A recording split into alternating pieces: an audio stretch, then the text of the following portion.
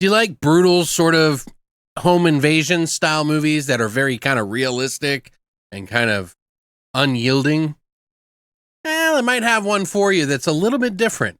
Let's check it out.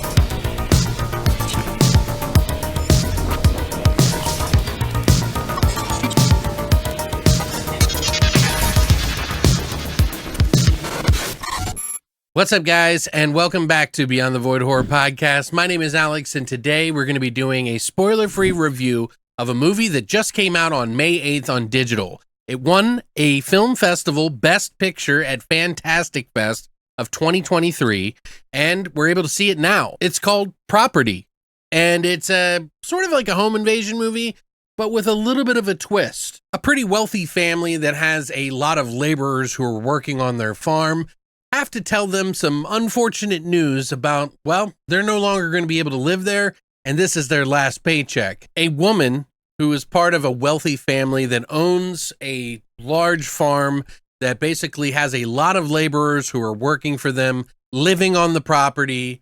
They suddenly have to sell their property. Basically give the cold shoulder to a lot of these laborers who don't take too kind to it and have nowhere to go. The woman who owns this farm with her husband, she was a victim of some sort of political terrorist event that held her hostage, and she's still not coping with it. And in order to make his wife feel comfortable with going outside because she's become such a recluse, she's afraid of the world, he pays for a company to armor their vehicle so that she can feel more comfortable traveling about the countryside. And when they show up, things go bananas, and she is forced to be trapped in that armored car. Pretty interesting story here. I thought it was a really cool idea.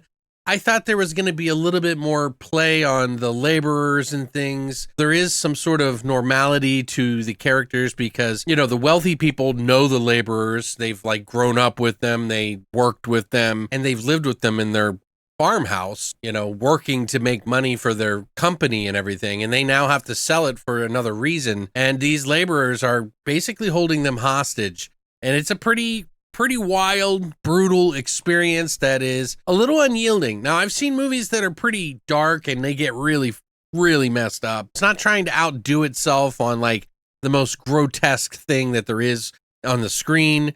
It's just a brutal story, and one that makes you question classism, the people who work for you and the people you work for, and it kind of blurs that line in between the two of who is right or wrong. Not a feel-good movie of the year, but it definitely paints a pretty stark picture of the workplace relationship and just all of that. Now, this is a movie that is in Brazil, Portuguese movie that was filmed by Daniel Bandeira, who is also done a lot of other movies in his catalog, but this is the most recent one, and it just got put out on May 28th by Dark Star Pictures, which, by the way, thank you so much for the screener on this. I'm a little late to the game on this one. I've just had a lot of stuff going on this week. Thank you. But yeah, I enjoyed this movie in a way, but I also kind of felt like it needed a little bit more. These are people that are down on their luck, and the wealthy family aren't exactly doing much better. Kind of makes you wonder who the bad guy is in this movie a little bit. A little bit of a heated topic, maybe a little bit political in these times, but you know, that's what filmmaking is for. You're supposed to push the boundaries a little bit, make people go out of their comfort zone, especially in like horror. And you know, this is more of a drama thriller, but some of these movies really do paint such a stark picture of like the world that it is kind of horrific for people and what might happen to them in real life. And to me, horror doesn't always need to be fantasy, demons, you know, monsters. Those are fun, but sometimes reality can be just as horrific. But again, yes, they identify this movie as a drama thriller, and it interested me, so I wanted to check it out, and I reached out to them. I think that this one has pretty decent acting in it. There is some pretty brutal parts in the movie. Some of the characters do things, you know, off the top that you're just like, why would you do that? And they do it anyway. And where it goes, by the way, is pretty messed up. And you kind of wonder, like, how are they going to get out of this situation? If you like those kind of films, then this might be a good thriller to watch. I would probably say this is like a 7 out of 10, maybe a 7.5. Or I was hoping that it would just push a little bit more, but it is quality filmmaking. And I don't want to go any lower than that because I feel like 7 is a really good number for this movie. And those aren't bad movies anyway, so you can just watch it and enjoy it. And I like the sort of edgy part about the mom. And I like the part of the wife who is also dealing with her own problems and she can't go outside.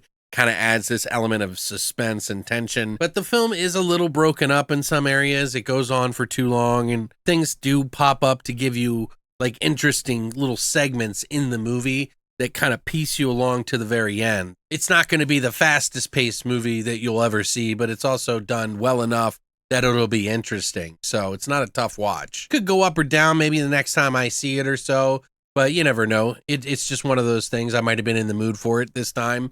Maybe you are, maybe you aren't. It's just how things work. Thank you so much, Dark Star Pictures, for sending this one out to me. I enjoyed it. And if you'd like to check it out, it'll be up on all your digital spaces. So if you want to check it out on your digital platforms, it'll be up there since May 28th. Thank you so much. I appreciate you guys stopping by. What do you think of this sort of topic? Is it too heavy for you, or is it just kind of that sweet spot?